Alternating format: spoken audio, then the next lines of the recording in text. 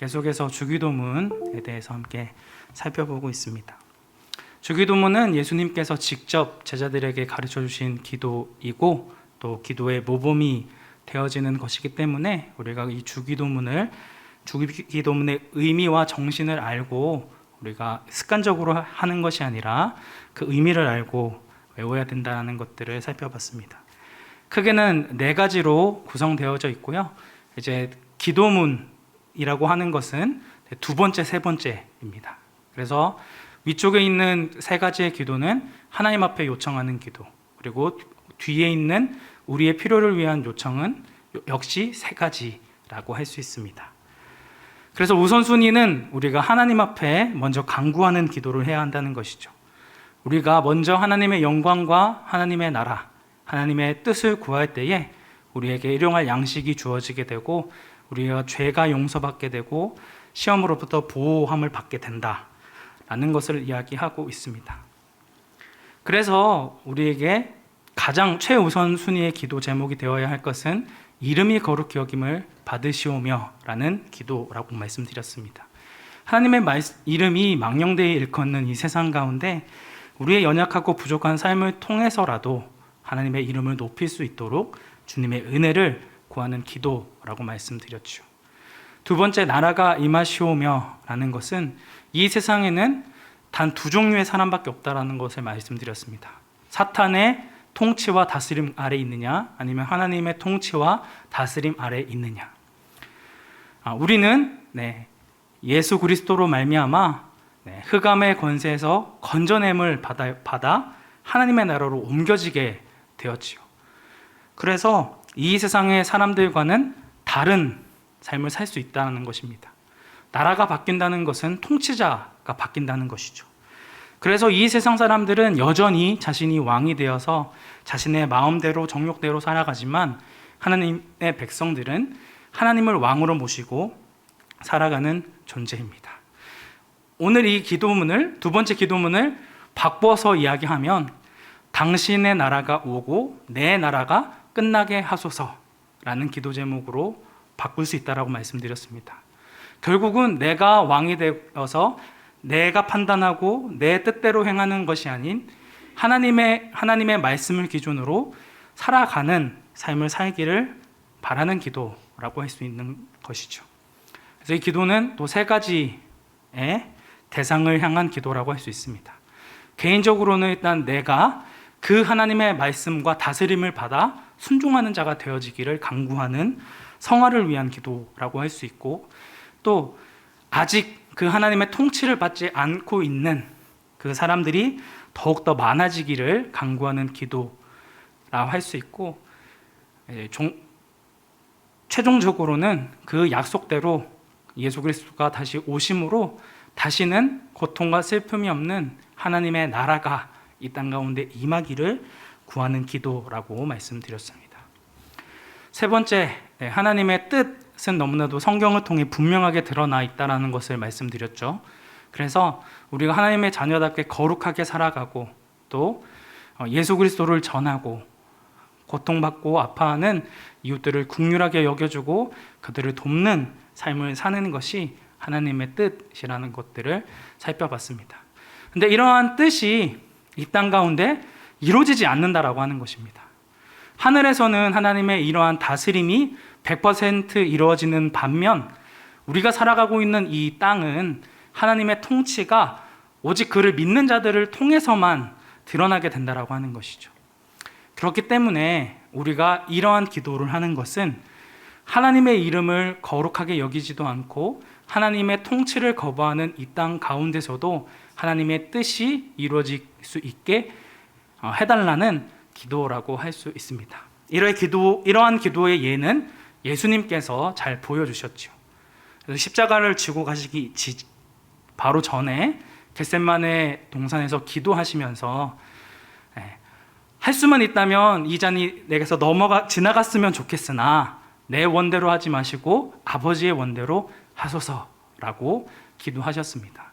그런 것처럼 지금 당장 우리의 삶 가운데 어려움이 있고 힘듦이 있어도 우리를 인도하시고 선하게 붙드시는 그 아버지의 뜻대로 살아가기를 강구하는 저희들이 되어져야 한다라고 하는 것입니다. 그렇기 때문에 내 뜻대로 살기를 포기하고 아버지의 뜻대로 되어지기를 소망하는 자, 그런 자가 바로 하나님의 나라의 백성이다라는 것들을 함께 살펴보았습니다. 자, 결국에는 이 세 가지의 기도를 통해 우리는 내 자신의 소원이나 필요를 먼저 구하는 자들이 아니라 하나님의 이름과 나라를 위해 하나님의 뜻이 이 땅 가운데 이루어지기를 기도해야 한다는 것이죠. 하나님의 하늘 아버지가 어떤 분이신지를 아는 자가 하나님의 나라를 소망하게 되어지고 하나님의 통치 가운데 살아가기를 원하게 되어집니다.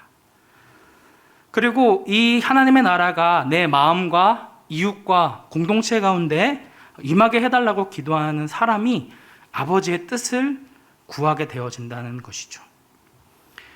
우리는 이러한 하나님의 뜻, 하나님의 이름이 영광받는 것을 얼마나 중요하게 생각하고 계시는지요.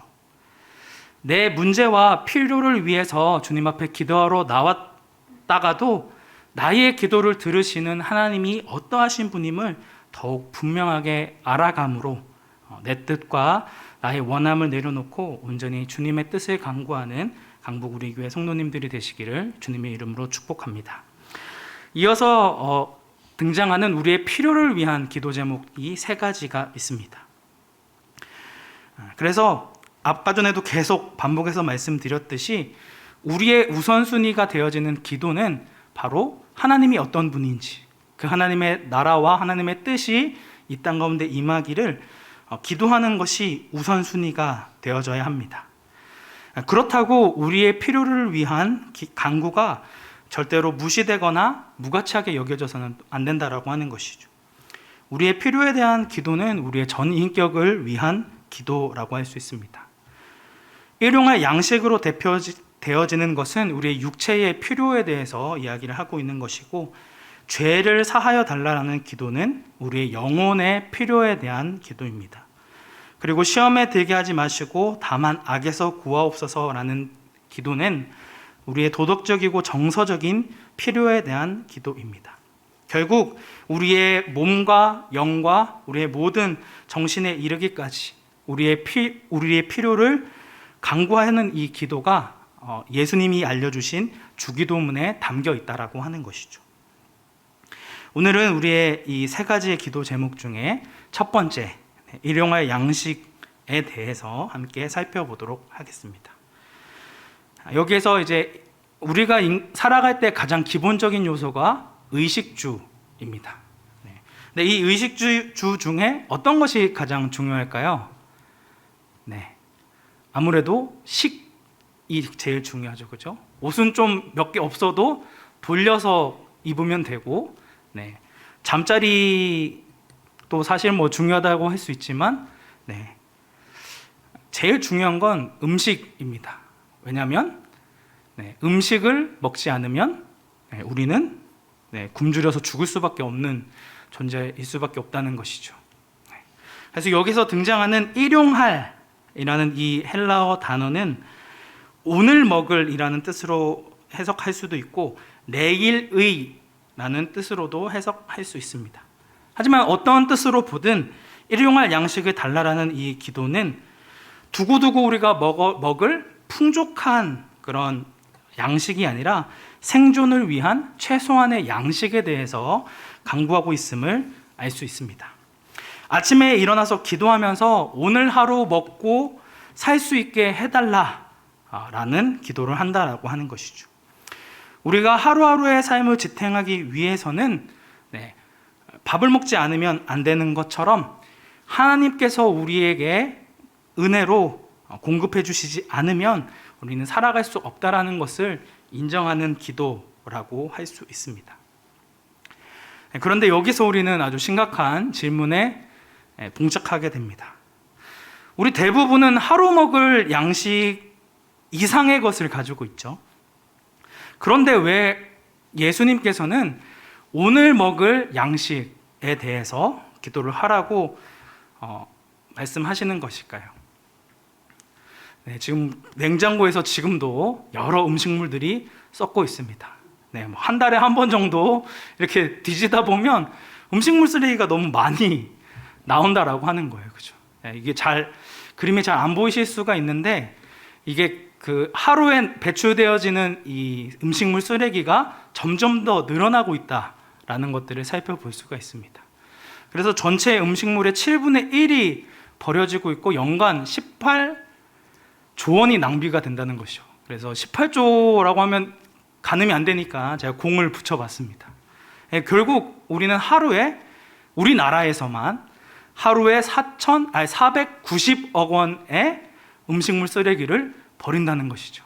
근데 더 중요한 거는 이 통계가 최근 통계가 아니라는 것입니다. 요즘은 1인 가구들이 더 늘어나면서 음식물 쓰레기가 지금보다 더 많이 나올 수밖에 없는 상황인 것이죠. 이러한 상황 가운데 일용할 양식을 구하는 것이 우리에게 어떤 의미가 있을까요? 자, 여기서 우리가 집중하고 주목해야 할 것은 나에게 일용할 양식이 아닌 우리에게 일용할 양식이라고 하는 것입니다. 사실 우리의 필요를 위한 기도 제목에서 제일 중요한 것은 우리라는 단어입니다. 복수형으로 계속 쓰여지고 있다고 하는 것이죠. 세계 인구 7명 중에 1명은 오늘 저녁 굶주린 채로 잠자리에 들게 되어 있습니다.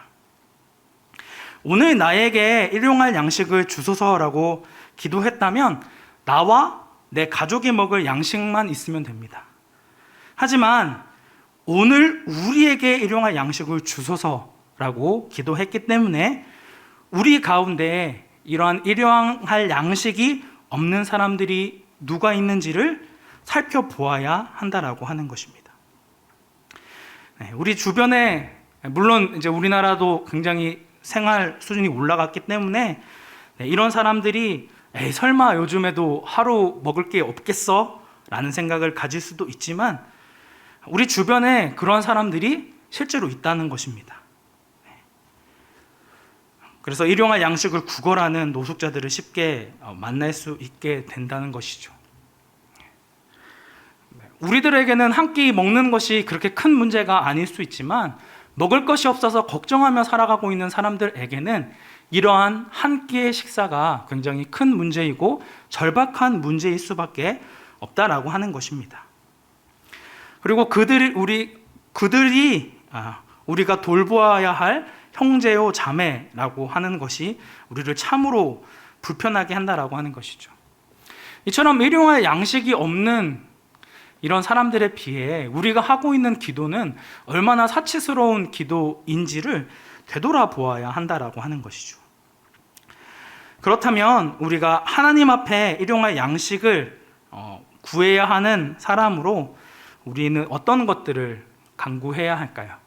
첫 번째로 우리에게 주어진 모든 것에 감사하며 만족하는 삶을 살아가야 합니다. 아까 전에도 말씀드렸다시피 우리는 그 일용할 양식을 구하는 자들에 비해서는 너무나도 많은 것을 누리고 있고 너무나도 많이 허비하며 살아간다라고 하는 것을 살펴볼 수가 있다라고 하는 것이죠. 우리는 자꾸만 우리에게 주어진 것으로 만족하지 못하고 자꾸만 다른 사람과 비교를 하게 됩니다. 보통 우리가 비교를 할 때는 어떤 사람들이랑 비교를 하게 되죠? 자신보다 조금 못하거나 비슷한 수준에 있는 사람을 비교합니까? 그렇지 않죠? 턱없이 자기보다 많은 것을 가지고 있는 그런 사람의 소유와 내가 가지고 있는 소유를 비교합니다. 그리고 끊임없이 불평불만하는 거죠. 저 사람은 저것도 있다는데 이것도 있다는데 우리는 왜 이거밖에 없냐? 이렇게 끊임없이 불평불만하는 것이죠. 오늘 우리가 살아가고 있는 자본주의 사회는 무한 소비 사회입니다. 필요해서가 아니라 남의 탐욕을 부추겨서 소비를 조장하는 사회라고 하는 것이죠. 사실 이 광고가 무엇입니까? 현재 내가 가지고 있는 것보다 훨씬 더 좋은 기능, 좋은 디자인, 멋스러움을 가진 신상품이 나왔으니 지금 네가 가지고 있는 걸 바꾸라고 하는 것입니다. 나에게 반드시 필요하기 때문에 구입을 하는 것이 아니라 나에게 당장 필요하지 않아도 내가 원하고 욕구하는 것이라면 얼마든지 이것을 사는 것에 익숙해져 있다라고 하는 것이죠. 사고 싶은 것은 많고 내가 가지고 있는 소유는 한정되어 있기 때문에 자꾸만 자신의 소유가 부족해 보일 수밖에 없는 것입니다. 이처럼 사탄은 하나님께서 나에게 주신 것을 만족하지 못하게 만들고 수많은 유혹거리로 하나님을 향해야 할 우리의 마음과 우리의 관심사를 흩어 놓아 버립니다. 왜 그렇게 많이 가져야 하는지에 대한 질문에 답을 하지 못한 채 사람들은 재물을 쌓는데 모든 시간과 정력과 기회를 낭비한다라고 하는 것이죠. 최소한 생존을 위한 먹고 사는 문제가 해결되어 있음에도 불구하고 우리는 끊임없이 더 많은 것을 누리기를 원합니다. 인류 역사 전체를 통틀어 지금보다 더 부유한 때는 없는 것 같습니다. 하지만 지금보다 더 불만족이 많은 때도 없는 것이죠. 사람들의 마음 가운데 있는 한 가지의 소원은 조금 더입니다. 조금 더 넓은 집, 조금 더 좋은 음식, 조금 더 큰 차, 조금 더 많은 돈. 이런 것들로 우리는 한도 끝도 없이 불안함과 불만족 가운데 휩싸이게 된다는 것입니다. 그래서 사람들은 끊임없이 미래에 대한 걱정과 불안을 가지고 있으며 원하는 것을 얻더라도 또 다른 것을 구하지 못하는 것에 짓눌리며 끊임없이 염려로 가득한 오늘을 살아가게 된다라고 하는 것이죠. 이러한 사회 분위기에서 오늘 필요한 양식을 구하고 그것에 만족하는 기도는 우리에게 반드시 필요한 기도 제목이라 할 수 있습니다. 얼마나 많은 재물을 쌓으면 우리가 만족을 하게 되어질까요? 안타깝게도 하나님을 떠난 인간은 하나님 이외에는 그 어떤 것으로도 만족하지 못하는 삶을 살아갈 수밖에 없습니다. 우리의 참된 만족은 오직 그리스도에게 있다라고 하는 것이죠. 우리의 만족은 예수 그리스도를 통하여 유업으로 얻게 되어질 하나님 나라에서 풍성하게 누리게 될 거라는 것이죠. 그렇기 때문에 하나님의 백성인 우리는 이 땅 가운데 남들보다 조금 덜 가지고 조금 부족하더라도 자족할 수 있습니다. 디모데전서 6장 6절부터 8절까지의 말씀에서는 자족하는 마음이 있으면 경건은 큰 이익이 되느니라. 우리가 세상에 아무것도 가지고 온 것이 없음에 또한 아무것도 가지고 가지 못하리니 우리가 먹을 것과 입을 것이 있은즉 족한 줄로 알 것이니라 라고 말씀하고 있습니다. 디모데전서의 말씀대로라면 우리에게 일용할 양식이 있다면, 오늘 당장 먹을 것과 입을 것이 있다면 우리는 그것으로 자족하고 만족하는 삶을 살아가야 한다는 것입니다. 그것 이상을 바라는 것은 내 자신의 탐욕이나 만족이 아닌 하나님과 이웃의 만족을 위해 사용되어져야 한다라고 하는 것이죠. 그렇다면 우리에게 일용할 양식 이상으로 주어지는 재물에 대해서는 우리가 아무것도 저축하지 말고 무조건 다 사용해야 한다라고 하는 것입니까? 그렇지는 않습니다.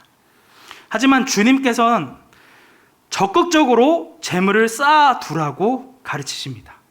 그런데 그 재물을 쌓는 것이 이 땅에서가 아닌 하늘에 재물을 쌓아두라고 말씀하십니다. 마태복음 6장 20절 말씀에서는 오직 너희를 위하여 보물을 하늘에 쌓아두라. 거기는 좀이나 동록이 해하지 못하며 도둑이 구멍을 뚫지도 못하고 도둑질도 못하느니라 라고 말씀하고 있습니다. 신자는 열심히 저축하는 생활을 해야 됩니다. 어디에 저축을 해야 된다고요? 은행에? 주식에? 비트코인에? 아니죠. 가난한 이웃을 돕고 그들의 필요를 채워주는 것이 곧 하늘에 재물을 쌓는다라고 하는 것입니다. 이 말씀은 자연스럽게 두 번째 주제와 연결되어집니다. 이웃의 가난에 덜기 위해 우리의 물질을 나누어야 한다는 것입니다. 아까 우리가 살펴봤었던 마태복음 6장 20절과 평행 본문이라고 불리는 누가복음 12장 32절 말씀인데요. 우리 이 말씀 함께 합독하도록 하겠습니다. 너희 소유를 팔아 구제하여 낡아지지 아니하는 배낭을 만들라. 곧 하늘에 둔 바 다함이 없는 보물이니 거기는 도둑도 가까이 하는 일이 없고 좀도 먹는 일이 없느니라. 아멘. 이 하늘의 재물을 쌓는 것이 무엇인지를 더 분명하고 명확하게 강조를 해주고 있습니다. 우리는 우리의 소유를 팔아 구제하여 하늘에 보화를 쌓는 그런 삶을 살아가야 한다라고 하는 것이죠. 하나님께서 우리에게 날마다 일용할 양식을 주시는 것은 쌓아두라고 주신 것이 아니라 사용하라고 주시는 것입니다. 그렇지만 내 자신과 내 가족과 내가 원하는 것을, 내가 베풀고 싶은 사람에게만 쓰라고 주신 것은 아닙니다. 우리에게 주어진 소유가 많든 적든 우리보다 더 필요로 하는 사람이 있다면, 그리고 힘들어 하는 사람이 있다면 우리의 것들을 나누어야 한다라고 하는 것입니다. 우리가 소유하고 가지고 있는 재물을 어떻게 사용해야 할지 고민해야 한다라고 하는 것이죠. 요한일서 3장 17절부터 18절까지 말씀에서는 누가 이 세상의 재물을 가지고 형제의 궁핍함을 보고도 도와줄 마음을 닫으면 하나님의 사랑이 어찌 그 속에 거하겠느냐. 자녀들아, 우리가 말과 혀로만 사랑하지 말고 행함과 진실함으로 하자라고 말씀하고 있습니다. 우리가 주님의 그 사랑, 주님께서 우리에게 베풀어 주신 것처럼 말과 혀로만 이웃을 사랑하자고 이야기하는 것이 아니라 행함과 진실함으로 하자라고 이야기하고 있습니다. 인간의 탐욕이 완전히 치료되지 않는 한 가난의 문제는 완전히 해결되어질 수 없습니다. 하지만 그렇다고 헐벗고 도움이 필요한 자들을 그대로 보아서는 안 되겠죠. 자신의 사랑하는 독생자를 아낌없이 주시기까지 우리를 사랑하신 그 하나님의 사랑을 안다면 어찌 형제의 궁핍함을 보고도 우리의 마음을 닫을 수 있냐는 것입니다. 하나님께서 우리를 사랑했듯 우리 역시 우리의 도움을 필요로 하는 지체들을 도와야 한다는 것이죠. 주님이 우리를 사랑하셨던 것처럼 우리 역시 그 그리스도의 사랑과 은혜를 베푸는 축복의 통로로 쓰임받는 성도님들이 되시기를 주님의 이름으로 축복합니다. 마지막 세 번째, 우리는 참된 생명의 떡이신 예수님을 증거해야 합니다. 가난한 사람을 돕고 그들에게 구제를 베푸는 것은 하나님을 기쁘시게 하는 일이고 또 하늘에 보물을 쌓는 매우 중요한 문제라 할 수 있습니다. 하지만 우리는 그들의 육체적인 필요를 채워주는 것으로 그쳐서는 안 됩니다. 육신의 일용할 한 끼를 해결하는 것보다 더 중요한 양식이 있다는 것을 기억해야 한다는 것입니다. 바로 생명의 떡이신 예수님을 바라보아야 한다는 것이죠. 네. 지금 저기가 PPT 만든 게 하나 사라진 것 같은데, 요한복음 6장 말씀 함께 살펴보도록 하겠습니다. 요한복음 6장 27절 말씀인데요. 요한복음 6장 27절 말씀 함께 합독하겠습니다. 신약성경 153면입니다. 6장 27절 말씀입니다. 썩을 양식을 위하여 일하지 말고 영생하도록 있는 양식을 위하여 하라. 이 양식은 인자가 너희에게 주리니 인자는 아버지 하나님께서 인치신 자니라. 해석에서 35절입니다. 6장 35절 보시면 예수께서 이르시되 나는 생명의 떡이니 내게 오는 자는 결코 줄이지 아니할 터이요 나를 믿는 자는 영원히 목마르지 아니하리라 라고 말씀하고 있습니다. 결국 우리가 먹는 이 일용할 한 끼의 식사는 다시 배고픔을 불러일으킬 수밖에 없습니다. 하지만 참된 생명의 떡이신 그 예수님을 믿는 자, 그 예수님께로 오는 자는 결코 줄이지도 않을 것이요 영원히 목마르지도 않을 것이다 라는 것을 말씀하고 있는 것입니다. 예수 그리스도를 주님으로 영접하고 그분과 동행하는 것이 바로 생명의 떡이신 예수님을 먹는 것입니다. 그럴 때에 비로소 이 세상의 것으로 더 많이 가지고 더 많이 소유하고 더 많은 것을 가지기를 원했던 우리의 내면의 허기가 채워지고 우리의 영적인 갈급함이 해결되어진다라고 하는 것입니다. 그렇기 때문에 오늘 우리에게 일용할 양식을 주소서라고 기도할 때에 우리는 진정한 생명의 양식이신 예수 그리스도가 우리에게 필요하다는 사실들을 기억해야 합니다. 그리고 나에게만 이 생명의 떡이신 예수님이 필요한 것이 아니라 우리에게, 결국 세상의 모든 인류에게 예수 그리스도가 필요하다는 사실들을 기억해야 한다는 것입니다. 우리는 일용할 양식이 없어 굶주리는 자를 도와야 하며 말씀이 없어 영적으로 굶주린 자 역시 도와야 합니다. 이것이 바로 하늘의 재물을 쌓는 저축법이라 할 수 있는 것입니다. 예수님께서는 공생애를 시작하시기 이전에 사탄에 의해서 광야로 가셔서 시험을 받으시게 됩니다. 40일 동안 굶주리셨으니 얼마나 배가 고프셨을까요? 하지만 이러한 유혹에 예수님께서는 이렇게 말씀하셨습니다. 우리 마태복음 4장 4절 함께 합독하겠습니다. 예수께서 대답하여 이르시되 기록되었으되 사람이 떡으로만 살 것이 아니요 하나님의 입으로부터 나오는 모든 말씀으로 살 것이라 하였느니라 하시니. 아멘. 사랑하는 성도 여러분, 오늘 우리는 무엇으로 살아가고 계십니까? 여전히 내 생각, 내 뜻, 나의 마음에 끌리는 것으로 결정하고 계십니까? 우리의 생각과 결정, 가치관은 어느 한순간 형성되어진 것이 아닙니다. 오랫동안 부모님이나 배우자나 여러 사람들의 영향을 받고 또 수많은 경험들로 인해 자연스럽게 형성되어집니다. 하지만 이 대부분의 생각이 하나님의 말씀과 대조되어질 때가 너무나도 많다라고 하는 것이죠. 목회자인 저 역시 마찬가지입니다.